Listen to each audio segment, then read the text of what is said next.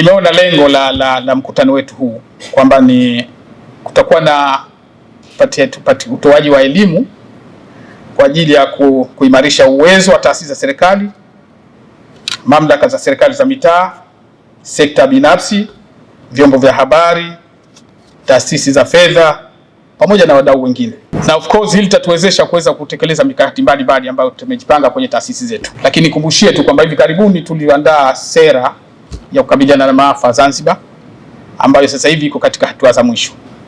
Lakini kwa ujumla wake kwamba tuliona kwamba plans nyingi ambazo tulizipanga, sera na strategy mbalimbali kwenye sekta zetu zilikuwa zina ukosefu wa hayo maeneo muhimu ya kukabiliana na maafa, na matokeo yake kwamba ilikuwa inaleta ugumu sana kwenye taasisi yetu hii ya kukabiliana na maafa namna ya kuratibu shughuli mbalimbali ambazo tunaweza tunakabiliana nazo kiwepesi. So kutokana na changamoto zote hizi, uratibu wetu ulikuwa unakuwa mgumu sana kiasi cha kwamba kila jambo ambalo lilikuwa linatokea, basi sehemu ya mwanzo ya kukimbilia ilikuwa ni kamisheni ya kukabiliana na maafa. Kwa hiyo ilikuwa ni changamoto moja kubwa, na mafunzo yetu haya ambayo tutapata siku ya leo na kesho yatatujengea uwezo mkubwa wa kuweza kutatua hizi changamoto ambazo nimejaribu kuziaddress. Tutaweza kuboresha vizuri zile policy zetu, regulations zetu, guidelines zetu kwenye sekta zetu, hususan katika area hii ya kukabiliana na maafa.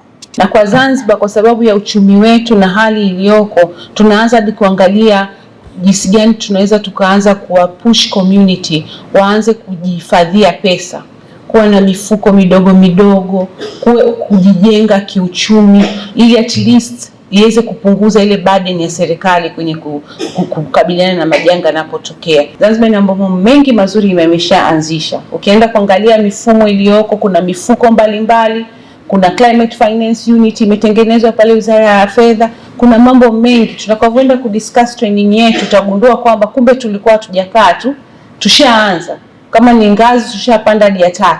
Kwa hiyo tunatakiwa kuendelea kushikana mkono, tuangalie tutakapofika kuiangalia Zanzibar which is more resilience, ambao haitakuwa na uoga wa jambo lolote, kwani tutakuwa tumeshajiandaa na kuweka kinga zetu kwenye kona zote.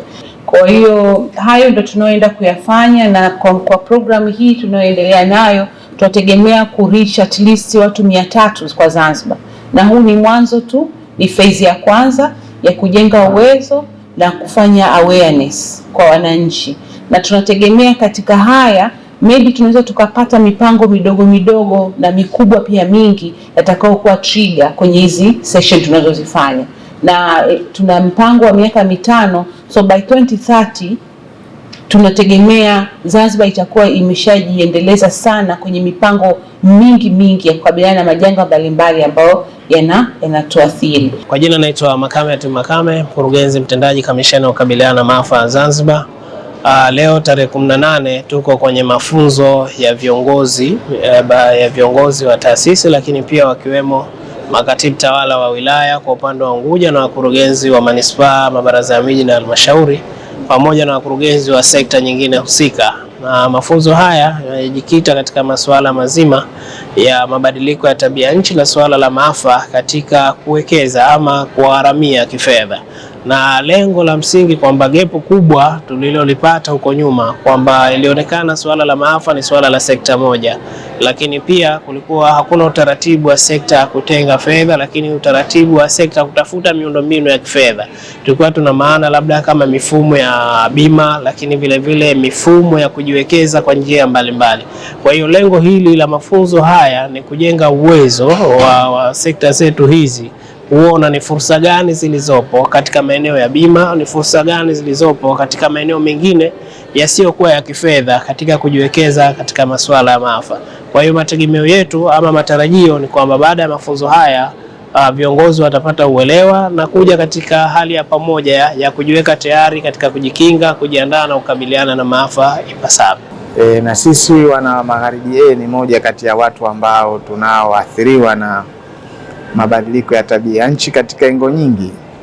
Ukizingatia kwamba eneo letu na sisi lina eneo kubwa la bahari ambapo kuna athari ya wananchi wa ukataji wa mikoko, jambo ambalo linapelekea kuongezeka kwa kina cha maji katika maeneo yetu, na sasa hivi kupelekea maeneo mengi ambayo yalikuwa yanakaliwa na wananchi wanalazimika kuhama.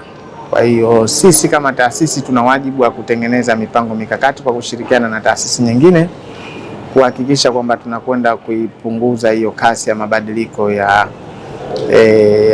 tabia nchi katika maeneo ya bahari.